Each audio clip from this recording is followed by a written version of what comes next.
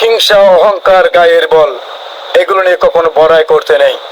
তবে দক্ষিণ চিন্তাপুরে আন্তরিকতার অভাবে আপন শাশ্বত ভাই এক পরিবারকে মানসিক নির্যাতনের শিকার করে তাদের পুরো পরিবারকেই অসুস্থ করে মারার মতো একটি ব্যবস্থা সৃষ্টি করেছে বলে আমরা অভিযোগ পেয়েছি। তবে দক্ষিণ চিন্তাপুর 2 নং ফস্তাবাতিন ওয়ার্ডের 7 নম্বর ওয়ার্ডে প্রায় 30 লক্ষ টাকার বাড়িটিতে এখন প্রায় মানুষ শূন্য হয়ে পড়তেছে।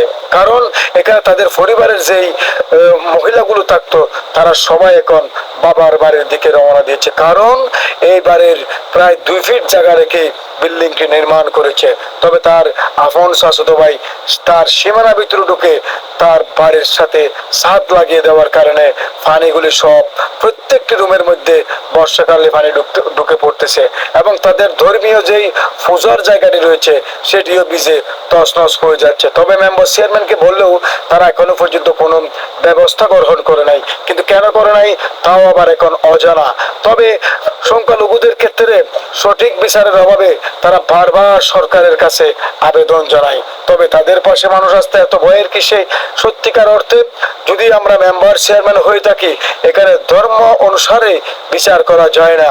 মানুষ হিসেবে, রাষ্ট্রের সামাজিক বিচার হিসেবে সঠিক বিচার তদন্ত সাপেক্ষে করা হোক। অনতিবিলম্বে ইউনো মহোদয়ের বরাবর একটি দরখাস্ত দেওয়া হচ্ছে। যদি সামাজিকভাবে তারা সম্বোধনে না আসে, তাদের পরিবারের ছেলে মেয়ে মুরব্বী সবাই এখন অসুস্থ হয়ে পড়েছে।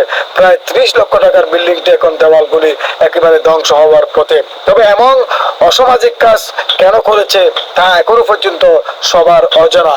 তবে এই পরিবারটি এখন অসহায় হিসেবে পড়েছে।